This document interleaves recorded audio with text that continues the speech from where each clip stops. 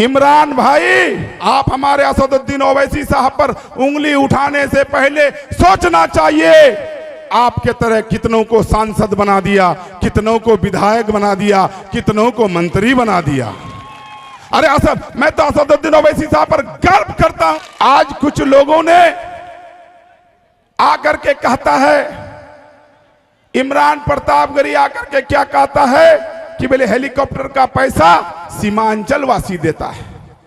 मैं उनसे कहना चाहूंगा, इमरान भाई जिंदाबाद जिंदाबाद, बैरिस्टर असदुद्दीन ओवैसी साहब जिंदाबाद। देखो देखो कौन आया, शेर आया, शेर आया, देखो देखो कौन आया, शेर आया, शेर आया। बैरिस्टर असदुद्दीन ओवैसी साहब जिंदाबाद जिंदाबाद, असदुद्दीन ओवैसी साहब जिंदाबाद जिंदाबाद, मजलिस इत्तेहादुल मुस्लिमीन जिंदाबाद जिंदाबाद। मैं उन लोगों से कहना चाहता हूं कि अगर असदुद्दीन ओवैसी साहब हैदराबाद से आया है तो दिल्ली वाला क्या आपका जीजाजी है?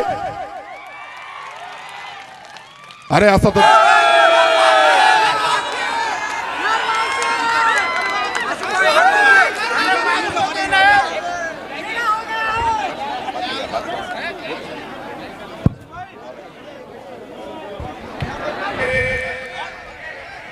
पहली बार नॉमिनेशन जिस दिन किए थे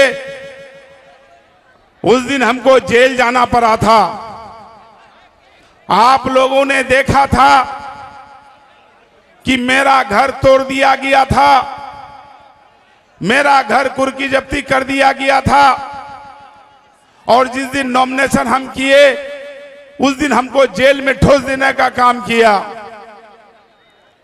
मेरी मां और बहनों, मेरी गार्जियनों, मेरे नौजवान साथियों, अगर 2005 में अगर आप मुझे नहीं जिताते तो शायद मुझे जेल से रिहाई भी नहीं होता। आपने पहली बार जो वोट देने का काम किया, आपने देखा भी नहीं था मुझे, आपने मेरा नाम को वोट दे करके जिताने का काम किया था। मेरा जीत नहीं हुआ था, ये जीत आप लोगों का हुआ था, क्योंकि हम तो जेल में थे, आप लड़े थे। आपने मेरे ऊपर एहसान नहीं बल्कि कर्ज दे दिया है, मेरे ऊपर कर्ज है। अगर आप 2005 में नहीं जिताते तो हम जेल से निकल नहीं पाते। मेरे ऊपर कर्ज है, मैं अगर जिंदगी भर आप लोगों का गुलामी करूं तो कम होगा। सिर्फ इतना कहने के लिए आया हूं, 2005 से 2020 तक आपने जो मुझे सेवा करने का मौका दिया, आपने जो मुझे मेरे ऊपर कर्ज दिया है, इसका कैसे मैं भरपाई करूं? मेरा अगर मौत हो तो मुझे माफ करना, क्योंकि सबका काम हम शायद नहीं कर पाए हैं, सबका उम्मीद पर खरा नहीं उतर पाए हैं। बहुत आदमी हमारे ऊपर बहुत आशा किया होगा, हमने कोशिश किया, गांव-गांव रोड दिया, गांव-गांव बिजली दिया। आपने देखा होगा कि 15 साल में अगर हम कुछ नहीं भी किए तो अपने मां बहनों का हमने 15 साल इज्जत बचाने का काम किया है। एक भी पोस्टमार्टम होने के लिए नहीं दिए, ये आप गवाह हैं, क्योंकि 2005 में एक पोस्टमार्टम हम देखने के लिए गए थे। 18 साल का बच्ची थी, निकाह किया हुआ था, दवाई खा के मर गई थी। पोस्टमार्टम देखने के बाद मेरा आंख फट गया था और हम उस दिन कसम खाए थे कि या अल्लाह, जब तक मुझे कुर्सी में रखेंगे आप, हम अपने मां बहनों का इज्जत नीलाम होने के लिए नहीं देंगे। और 15 साल तक हमने एक भी पोस्टमार्टम होने के लिए नहीं दिया। मेरी मां और बहनों, जब पोस्टमार्टम हम देखने के लिए गए थे तो बेपर्दे में थे मेरी बहन, मेरी बेटी बेपर्दा में था और उस लाश के साथ बहुत ज्यादा हुर्मती हो रहा था। इसलिए हमने कसम खाया था कि या अल्लाह, जब तक इस कुर्सी में रहेंगे हम एक भी अपने मां बहनों का पोस्टमार्टम होने के लिए नहीं देंगे। और 20 तक हमने 15 सालों में एक भी पोस्टमार्टम होने के लिए नहीं दिया। आप गवाह हैं। मैं अपने मां बहनों से कहना चाहूंगा कि 2020 में आपने मुझे रोजा रख करके हराने का काम किया था। ऐ मेरी मां, ऐ मेरी बहन, मेरा गलती क्या था? अगर हम मरेंगे, जिस तरह से आप मुझे हराने के लिए रोजा रख करके वोट देने के लिए गए थे, ठीक उसी तरह से रोजा रख करके मुझे वोट देने के लिए जाना। नहीं तो कयामत के मैदान में मैं पूछेंगे, ऐ मेरी मां, ऐ मेरी बहन, मेरा कसूर क्या था जो हमको हराने के लिए आपने रोजा रखा था? मेरा कसूर क्या था? आप बताइए। आप कह दीजिए कि मैं इलेक्शन नहीं लड़ूंगा, मैं नहीं लड़ूंगा, लेकिन मैं आपसे पूछता हूं, मेरी मां और मेरी बहन है, क्या गलती था? आपने मुझे हरा करके हराने के लिए रोजा रखा था। मैं आप लोगों पर कसम देता हूं, ऐ मेरी मां, ऐ मेरी बहन, अगर मैं मरूंगा तो कयामत के मैदान में आपसे पूछूंगा कि ऐ मेरी मां, ऐ मेरी मां बहन, आपने जिस तरह से मुझे हराने के लिए रोजा रख करके वोट देने का काम किया था, जिताने के लिए इस बार वोट करेंगे आप मेरे लिए, जिताने के लिए रोजा रखेंगे। नहीं तो कर्ज में रहिएगा मेरी मां और मेरी बहन, कर्ज में रहिएगा कि मेरा गलती आप बता दीजिए, आप मेरा गलती बता दीजिए, मैं आज विड्रॉ करूंगा, मैं आज इलेक्शन लड़ना छोड़ दूंगा। मेरी मां, मेरी बहन, तौसीफ आलम सिर्फ और सिर्फ जनता के लिए, निछावर के लिए कसम खाता है। मुझे कोई लालच नहीं है। आपने एक बार नहीं 4 बार मुझे एमएलए बनाने का काम किया। मैं चाहता हूं कि जो मेरे ऊपर कर्ज है मैं उसका भरपाई करूं। मैं चाहता हूं कि आपका उम्मीद पर खरा उतरूं। मैं चाहता हूं कि मेरा जो इलाके में कुछ काम छूट गया है, जैसे आपका दसिया टोली कब्रिस्तान वाला जो पुल है, जैसे आपका डाला और दरनिया के बीच में जो पुल है, जैसे और कुछ काम है, ये हमको करना है और कर्ज अदा करना है। मुझे कुछ नहीं चाहिए। मैं कसम खाता हूं, अगर मैं अपने जनता से धोखा करूंगा तो मेरे ऊपर खुदा का मार पड़ेगा। और मैं असदुद्दीन ओवैसी साहब से यही कहना चाहूंगा कि आप मुझे अपना लीजिए। मेरा बहादुरगंज विधानसभा के लोग आपके साथ खड़ा है। आज कुछ लोगों ने आकर के कहता है, इमरान प्रतापगढ़ी आकर के क्या कहता है कि बोले हेलीकॉप्टर का पैसा सीमांचल वासी देता है। मैं उनसे कहना चाहूंगा, इमरान भाई, अपना राजनीतिक औकात को भी देखना चाहिए।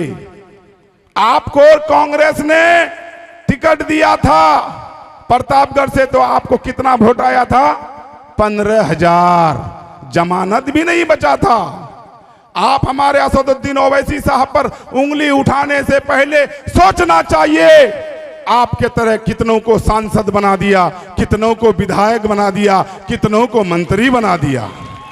अरे मैं तो असदुद्दीन ओवैसी साहब पर गर्व करता हूं कि आज हिंदुस्तान का आवाज बन चुका है, 30 करोड़ मुसलमानों का आवाज बन चुका है। मैं कहना चाहता हूं, एक मीर जाफर का गलती से हिंदुस्तान 300 साल गुलामी किया है और हिंदुस्तान को आजादी लेने के लिए 65,000 मुसलमानों को शहीद होना पड़ा। ऐसा गलती मत करना। बहुत सारे मीर जाफर आएंगे, बहुत सारे मीर जाफर आएंगे, आपको भटकाएंगे। भटकना नहीं है।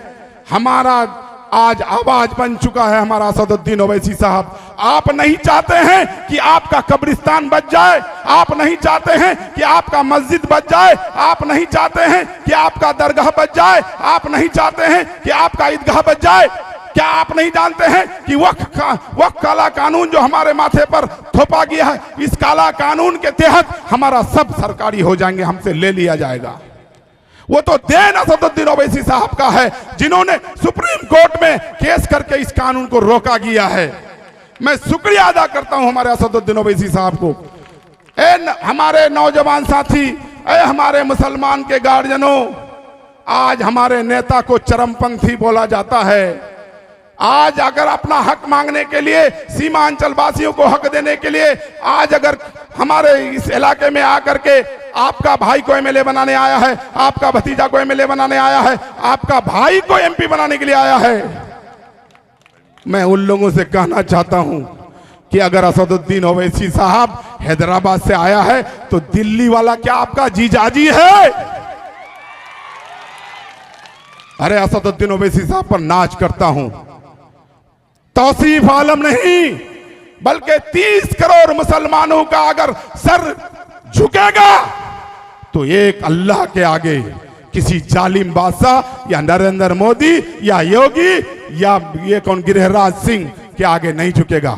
गिरिराज सिंह आज बहुत बड़ा गलत बयान दिए हो, तुम्हारा ट्विटर में हम देखे। आज गिरिराज सिंह तुमने बयान दिया है कि हमारे ये हिजाब जो पहन के जाकर के वोट देगा उसका जांच का विषय है। मेरी माँ और बहन हिजाब में जाकर के वोट देगी। तुम्हारे अंदर अगर हिम्मत है तो तुम रोक के दिखा देना। गिरिराज सिंह, मैं चैलेंज करता हूं, ओपन गिरिराज सिंह को मैं चैलेंज करता हूं कि अगर हिम्मत है तो चुनाव आयोग से तुम जांच करा करके दिखाना। मेरी माँ और बहन हिजाब में जाकर के वोट देगा। मैं आप लोगों से कह देना चाहता हूं कि 4 टर्म में अगर हमसे कोई गलती हुआ है, मेरे नौजवान साथी, मेरे भाइयों, मैं 4 टर्म में अगर हमसे कोई गलती हुआ है तो हम उसके लिए माफी चाहते हैं। अभी जो आपके बीच प्रत्याशी है वो अपने आप को गरीब बोलता है। मैं उनसे पूछना चाहता हूं कि जो गरीब है उसका बेटा डॉक्टर बनेगा, और जो गरीब है वो प्रोफेसर बनेगा, और जो गरीब है वो मियां साहब का बेटा होगा। गरीब नहीं है, ये झपासा है। देखिए, आप किसी नए चेहरा को अगर जिताएंगे तो सीखते सीखते 5 साल लग जाएगा, फिर 5 साल पीछे हो जाइएगा। तौसीफ आलम 15 साल का अनुभव है। लोग कहता है तौसीफ आलम जाहिल है, तौसीफ आलम मैट्रिक पास किया हुआ है। अरे तुम्हारा नेता जिस पर तुम नाच करते हो, जिसको तुम मुख्यमंत्री बनाना चाहते हो, वो 9th फेल है। अरे मैं गर्व से कहता हूं कि मेरा नेता बैरिस्टर है। बैरिस्टर, एक बैरिस्टर था जिसका नाम महात्मा गांधी था, जिन्होंने इस देश को आजाद किया। दूसरा बैरिस्टर अंबेडकर था, जिन्होंने इस देश का संविधान को बनाने का काम किया। तीसरा बैरिस्टर हमारा नेता है। मैं गर्व से कहता हूं कि मेरा नेता बैरिस्टर है। बस यही कहा करके आप लोगों से विनती करने के लिए आया हूं। बहादुर का मामला नहीं है, तौसीफ आलम का मामला नहीं है। आज अगर हम असदुद्दीन ओवैसी साहब का हाथ को कमजोर करेंगे तो हमारा आवाज को कौन पार्लियामेंट में उठाया, हमारा आवाज को कौन विधानसभा में उठाएगा। कुछ लोग कहता है कि 2-4 सीट लेके क्या करेगा। अरे क्या करेगा, 7 सीट हैदराबाद में है। जिधर चाहता है अकबरुद्दीन ओवैसी साहब उधर सरकार हिलता है। बगैर एमआईएम का सरकार बनने नहीं देंगे। लेकिन मैं एक बात का दावा करता हूं कि बीजेपी का सरकार बनने भी नहीं देंगे किसी भी कीमत पर, चाहे हम लोगों को बाहर से समर्थन देना पड़े, लेकिन बीजेपी का सरकार बनने नहीं